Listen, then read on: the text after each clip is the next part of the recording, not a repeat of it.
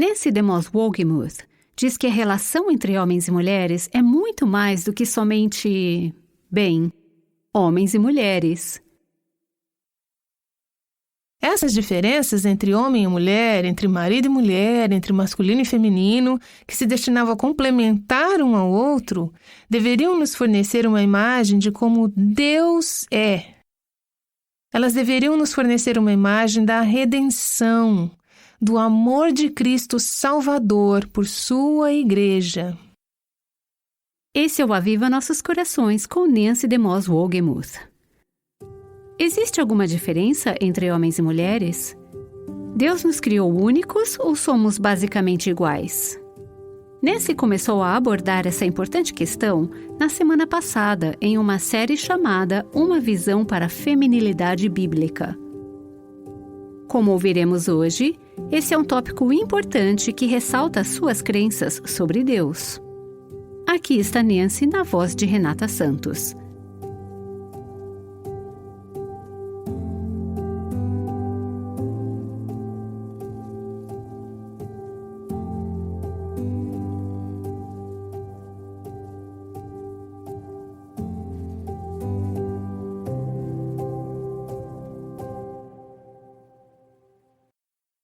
Recebemos um e-mail interessante no Aviva Nossos Corações outro dia. Vou compartilhá-lo com vocês. Essa pessoa disse: "Você deve ter notado pelo meu nome que eu sou um homem, e sim, todo esse rosa do site me deixa um pouco desconfortável." Bom, o site foi criado para mulheres, né? "Mas quero dizer que estive ouvindo o seu programa. Nós permitimos que os homens nos espionem, embora a nossa abordagem específica nesse programa seja para mulheres. E conforme eu ouvia mais, comecei a fazer a mim e ao Senhor a pergunta de Provérbios 31:10. Mulher virtuosa, quem a achará?" Ele estava falando de quando eu ensinei sobre Provérbios, capítulo 31, sobre a mulher de Provérbios 31. Quem pode achar uma mulher como aquela? Ele disse: "Tenho vivido cercado por mulheres fortes que assumem a liderança ao longo dos meus 19 anos de vida, e digo a mim mesmo, talvez pareça sexista ou algo assim, mas eu não quero uma esposa assim. Minha líder do grupo de jovens é uma mulher que diz que as mulheres que se tornam apenas donas de casa são coisa do passado. Ela me diz para desistir da vontade de ter uma esposa assim, porque imagine só se ela quisesse ter seu próprio ministério. Então, ao ouvir as coisas que você ensina, imaginei que talvez muitas mulheres fossem desligar os rádios quando seu programa veio ao ar. E talvez algumas façam isso. Mas fiquei impressionado com os comentários que ouvi de outras mulheres sobre as suas mensagens. Me assustou saber que ainda hoje existem mulheres por aí que querem ser essa mulher de Provérbios 31. Pessoalmente, quero uma mulher que possa me fazer sentir como um homem, que possa entender minha liderança e me respeitar. Por aí, há poucas com esse ideal. Comecei a compartilhar sobre seu ministério com uma moça de quem eu gosto. Eu gostaria que ela se tornasse essa mulher piedosa, mesmo que a gente não se case no futuro. Mas, deixa eu te fazer uma pergunta. Esse jovem de 19 anos está sendo sexista por dizer: quero uma mulher que possa me fazer sentir como um homem, que possa entender minha liderança e me respeitar? Estamos sendo sexistas nesse ministério por sugerir que homens e mulheres devem ter diferentes funções e papéis dentro do corpo de Cristo e dentro do casamento? Quais são as implicações do ensino bíblico sobre masculinidade e feminilidade? Como isso realmente deve ser vivido? Como é que isso se reflete em casa, na igreja, em outras esferas de relacionamentos na vida? Nas últimas décadas, os teólogos adotaram 2 termos para caracterizar 2 posições básicas relacionadas às funções e papéis de mulheres e homens em casa e na igreja. Dentro dessas posições existem tons e variações, mas existem 2 aspectos essenciais. Os 2 termos que os teólogos usam são complementares e igualitários. Nesta sessão e nas próximas 2 sessões, gostaria de fornecer uma visão geral básica dessas 2 posições e, de cara, já posso te dizer que eu creio que a posição complementar é a mais bíblica. Vou explicar nessas sessões por que eu creio que esse seja o caso. É importante ter nosso pensamento fundamentado na palavra de Deus, porque se o seu pensamento sobre este assunto e todos os outros assuntos não está fundamentado na palavra de Deus, então o mundo pensará por você. Seu pensamento será da maneira do mundo e você colherá as consequências de não pensar da maneira de Deus. Além de ser importante pensarmos biblicamente por nós mesmos, também é importante sermos capazes de expor nossos pensamentos para os outros. Você precisa ser capaz de se embasar na palavra de Deus e dizer: é nisso que eu acredito e essa é a razão. Com relação às funções e papéis de homens e mulheres em casa e na igreja. Então eu quero estabelecer uma base. Essa será apenas uma visão geral mais ampla e, como eu disse em uma sessão anterior, não há como responder a todas as perguntas ou aprofundar-se em todas as passagens da Bíblia que iremos usar. Eu só vou dar uma pincelada em algumas dessas passagens. É provável que eu levante mais perguntas do que respostas, mas sou grata porque existem alguns recursos maravilhosos disponíveis hoje para nos ajudar nesse estudo. Sei que algumas de vocês vão querer se aprofundar. Algumas de vocês dirão: não sei se consigo comprar essa ideia, não sei se consigo aceitá-la. Bem, antes de jogar fora o que eu estou dizendo, separe um tempo para mergulhar na palavra e examinar alguns desses recursos que irão ajudá-la a entender de maneira mais profunda o que vou ensinar de uma forma mais geral. Hoje, existem vários teólogos, pastores e outras pessoas que fizeram um excelente trabalho fornecendo uma estrutura bíblica e teológica para nos ajudar a entender esse problema. E eu posso afirmar que eu me baseei fortemente em alguns de seus ensinamentos. Fui muito ajudada pelo que pessoas como Dr. Wayne Grudem, Dr. John Piper e Bruce Ware e outros escreveram. Eles foram mentores e professores para mim nessa área. Vou tentar extrair um pouco do que eles escreveram, que é o ensino mais pesado, uma fatia dos grandes e grossos livros, e esmiuçá-los em ensinamentos simples para ajudar em nossa compreensão. Ao acessar o site do Aviva Nossos Corações, você encontrará uma lista de alguns desses recursos que pode usar para estudos mais aprofundados. Nessa lista, informaremos o que você pode encontrar nesses recursos e como eles podem ajudá-la. Vamos falar primeiro sobre a posição complementar. Vejamos no dicionário o que a palavra complementar quer dizer. O American Heritage Dictionary diz que complementar quer dizer formar ou servir como complemento, completar, suprir necessidades mútuas ou compensar carências mútuas. Temos necessidades e carências, e como homens e mulheres complementamos uns aos outros. Nós nos completamos. Outro dicionário, WordNet, diz o seguinte sobre a palavra complementaridade. Uma palavra relacionada. Inter-relação de reciprocidade. Dar e receber, indo e voltando, pela qual uma coisa complementa ou depende da outra, a complementaridade dos sexos.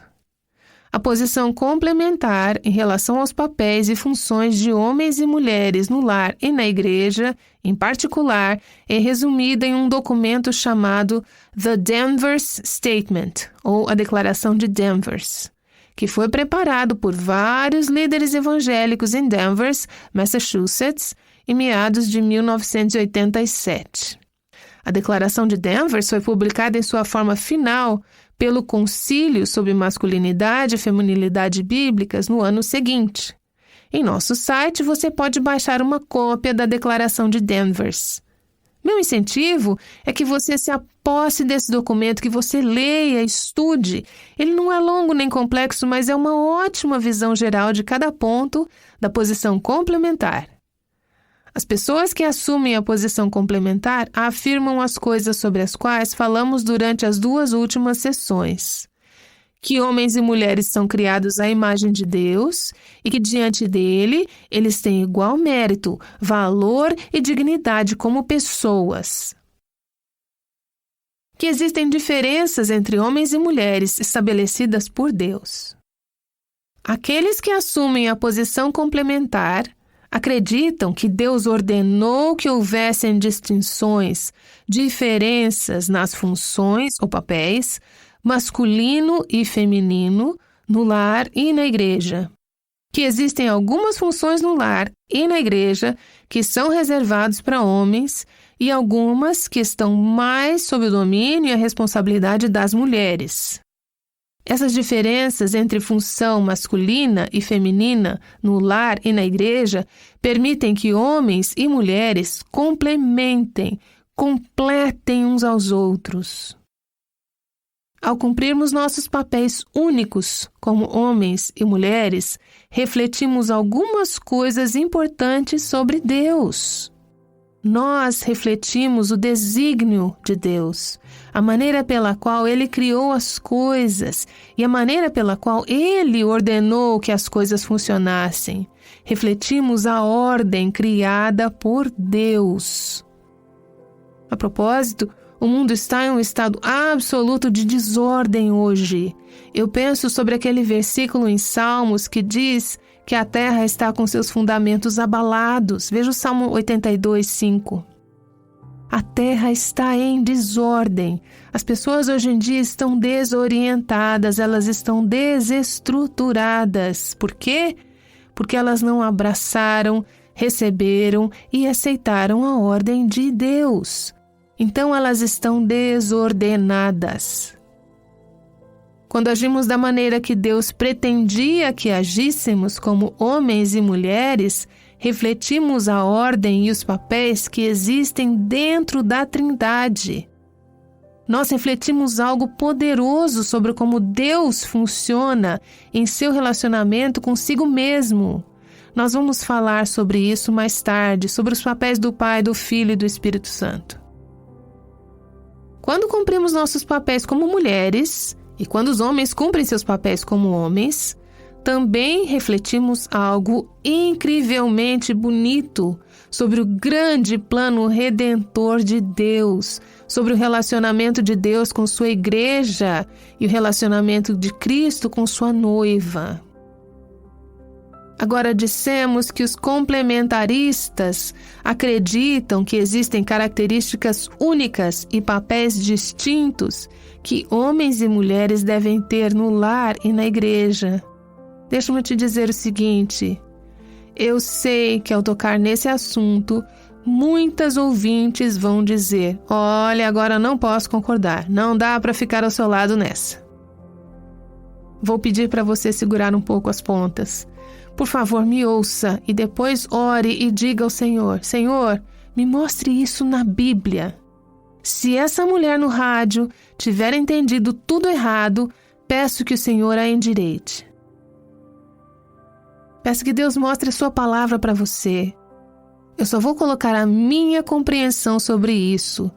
No centro dessas discussões de papéis e funções entre homens e mulheres está a crença na posição complementar, a crença de que Deus deu aos homens, masculino, machos, a responsabilidade primária de liderar e alimentar o rebanho de Deus. Vou dar várias outras explicações para isso. Eu vou fazer algumas ressalvas, algumas advertências, mas esse é um ponto de partida. Deus tem dado aos homens a responsabilidade primária de liderar e alimentar o rebanho de Deus. Isso significa que Deus responsabilizou os homens pela direção, supervisão, liderança, provisão e proteção de suas famílias e da família de Deus. Alguns teólogos diriam que a liderança, o papel dos homens como cabeça no lar e na igreja, foi introduzido após a queda, que isso fazia parte do castigo do homem e da mulher. Eles diriam que Cristo veio para reverter ou desfazer os efeitos da queda. Portanto, desde que Cristo veio, não temos mais essas distinções. No entanto, olhando atentamente a palavra de Deus, vemos evidências de papéis diferentes entre Adão e Eva antes mesmo de eles pecarem. Os diferentes papéis entre homens e mulheres nas Escrituras nunca devem apontar para a queda, e sim para a maneira como as coisas eram no Éden antes do pecado corromper os nossos relacionamentos. As diferenças entre homens e mulheres não podem ser explicadas simplesmente por tradição, criação ou cultura. Elas estão enraizadas na criação. Foi assim que Deus fez as coisas. A propósito, creio ser essa uma das razões pelas quais tantas pessoas querem refutar todo o conceito da criação, porque se houver um Criador, e Ele é Deus, então Ele tem o direito de dizer como as coisas devem ser. As pessoas não querem se curvar à forma como Deus diz que as coisas devem ser. Deixe-me dar uma ilustração do Novo Testamento sobre como as diferenças entre homens e mulheres remontam à criação. Paulo está ensinando em 1 Coríntios 11 sobre a importância de preservarmos as distinções, os diferentes papéis entre homens e mulheres no contexto do casamento e da igreja local. Então ele diz o porquê disso, e em sua explicação ele volta à ordem original criada. Ele diz, pois o homem não se originou da mulher, mas a mulher do homem. Além disso, o homem não foi criado por causa da mulher, mas a mulher por causa do homem, nos versículos 8 e 9. Mais uma vez, não vou explicar agora o que tudo isso significa. Eu só quero ressaltar que quando Paulo diz por que existem as diferenças, ele aponta para a criação. A mulher foi criada como uma auxiliar e alguém que correspondesse ao homem, diz Gênesis 2. Isso não significa que ela seja menos importante que o homem, mas na verdade significa que ela tem um papel diferente. Você vê o mesmo conceito em 1 Timóteo 2,12, em que Paulo diz, falando sobre o contexto da igreja local: não permito que a mulher ensine nem que tenha autoridade sobre o homem. No versículo seguinte, ele diz o porquê. Porque primeiro foi formado Adão e depois Eva. Novamente, você consegue ver que ele leva o raciocínio, a lógica de volta para a criação? Foi assim que Deus projetou as coisas. Deus criou Adão primeiro. Isso sugere que ele queria que Adão tivesse um papel de liderança em sua família. A ideia de papéis distintos e até da autoridade nos relacionamentos existia mesmo antes da criação. Como assim? Isso já existia na eternidade passada, nos relacionamentos que Deus tem dentro da Trindade, no caráter do próprio Deus. É sabido que a Trindade, o Pai, o Filho e o Espírito Santo, são igualitários. Eles são equivalentes uns com os outros. Eles são equivalentes em todos os seus atributos. No entanto, existem diferenças essenciais entre as três pessoas da Trindade. Um não é mais importante que os outros. Um não é menos importante que os outros, mas eles têm papéis diferentes. Eles são iguais em seus valores e em seus méritos, mas eles têm funções diferentes. Portanto, podemos considerar um nobre conceito o fato de haver distinções entre papéis masculinos e femininos e nas responsabilidades no lar e na igreja. Esse é um lindo conceito, isso é bom. Veja, nosso pensamento está distorcido demais. Sob a ótica do mundo, ter autoridade é algo bom, mas estar sob alguma autoridade é algo ruim. Não é assim que Deus vê as coisas. Certamente existem abusos, mas o conceito essencial de autoridade e submissão é algo que é divino. Esses relacionamentos existem dentro da Trindade e isso deve ser adotado. Este é o ponto em que os igualitários, teologicamente falando, divergem dos complementaristas. E deixe-me fazer uma ressalva aqui. Estou fazendo algumas generalizações bem amplas. Existem diferenças dentro dessas duas posições e existem pessoas que defendem a posição igualitária no que se refere à masculinidade e à feminilidade, que amam a Deus e que acreditam sinceramente que estão interpretando as Escrituras corretamente. Eu preciso que você entenda isso. As pessoas que defendem o ponto de vista igualitário não concordam que existam distinções criadas por Deus entre papéis masculinos e femininos no lar ou na igreja. Eles afirmam que não é possível ter igualdade e autoridade, que é preciso fazer uma escolha entre essas coisas. Os igualitários acreditam que a liderança de Adão sobre Eva ou dos maridos sobre as esposas não fazia parte do plano original, da ordem da criação original. Eles afirmam que isso foi resultado da queda. Tentei mostrar que não concordo com essa afirmação. Creio que ao examinarmos o Antigo Testamento e o Novo, verá muitas evidências de que Deus já havia feito essas distinções desde o início da criação. Veja bem, eliminando essas distinções, eliminando os conceitos de autoridade e submissão dentro de casa e dentro da igreja, eis o que acontece.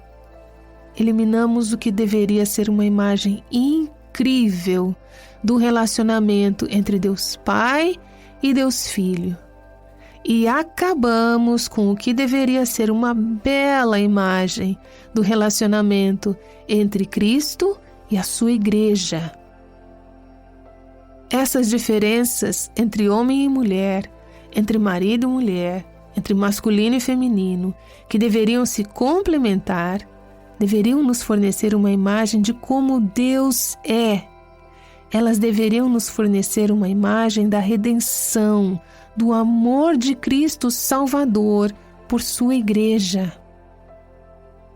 É isso o que lemos em Efésios 5, 23. Pois o marido é o cabeça da mulher, como também Cristo é o cabeça da igreja.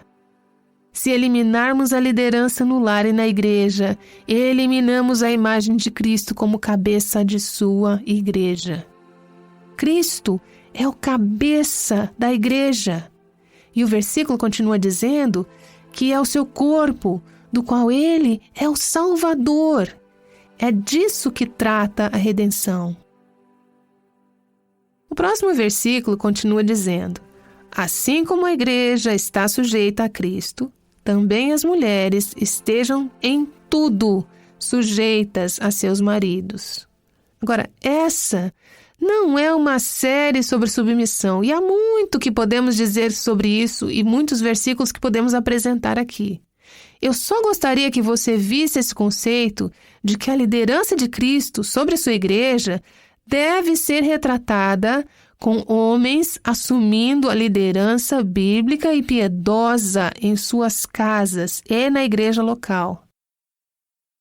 A imagem da igreja se submetendo a Cristo, seu Salvador, deveria ser retratada por esposas que se submetem de maneira alegre e inteligente à liderança de seus maridos. Você consegue ver essa imagem? Paulo não está falando apenas sobre casamento aqui. Ele está dizendo: estou falando sobre igreja, estou falando sobre redenção, estou falando sobre o grande mistério do relacionamento do Salvador com sua igreja. Portanto, vemos que a Bíblia afirma e sustenta os conceitos de igualdade, diferenças e unidade. É um mistério, mas todas essas coisas podem caminhar junto. Elas funcionam dentro da Trindade. Existe igualdade, diferenças e unidade, e entre homens e mulheres há igualdade, há diferenças e unidade. E isso, como veremos nas próximas sessões, tem implicações para todas as áreas da vida. Deixe-me apenas dizer, ao encerrarmos aqui, que o inimigo, Satanás, sempre tenta separar as coisas que Deus une. Por exemplo, Deus uniu marido e mulher em casamento. Portanto, o que Deus uniu, ninguém o separe. Veja em Mateus 19:6, em Marcos 10:9. Satanás tenta separá-los por meio do divórcio. Satanás também tenta unir coisas que deveriam ficar separadas. Ele tenta acabar com as diferenças e distinções criadas por Deus.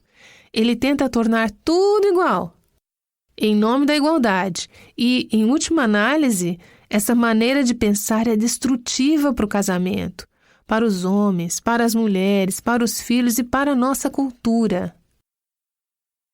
Quando escolhemos abraçar e seguir o caminho de Deus, embora eu seja a primeira a dizer que vai contra a cultura, vai contra a corrente da nossa cultura, descobrimos que o caminho de Deus nos protege contra a desumanização das mulheres e contra a emasculação de homens. O caminho de Deus não promove o abuso das mulheres. Ele não as suprime. Ele oferece a nós, mulheres, um contexto no qual podemos experimentar a verdadeira liberdade e a máxima plenitude e fecundidade em Cristo. Nancy DeMoss Wolgemuth tem demonstrado uma visão que leva à alegria e à liberdade que Deus deseja que homens e mulheres experimentem. Agressividade, passividade, ambos trazem perigo para uma casa. Ouça como os papéis bíblicos são desempenhados em um casamento, no próximo episódio no Aviva Nossos Corações. Agora vamos orar com Nancy. Pai, eu tentei, em um curto espaço de tempo, simplificar algo que é muito complexo. Existem muitos versículos que poderiam ser aplicados aqui e horas que poderíamos gastar mergulhando nesses versículos. Mas eu oro para que, por meio do Teu Espírito Santo, o Senhor abra os olhos do nosso entendimento. E mais do que isso, abra os olhos dos nossos corações para acolher o que está sendo dito aqui. Agradeço, Senhor, por teres ordenado que houvesse diferenças, distinções nas funções de homens e mulheres no lar e na igreja. Ajuda-nos a entender quais são elas, a abraçá-las e a nos entregar a elas e a experimentar a Tua bênção como resultado disso em nossas vidas, em nossas casas, em nossos relacionamentos, em nossas igrejas. Como resultado disso, que possamos ser uma bênção para a nossa cultura e possamos refletir para o nosso mundo a beleza e a maravilha de quem Tu és e de Teu grande plano redentor. Eu oro em nome de Jesus. Amém.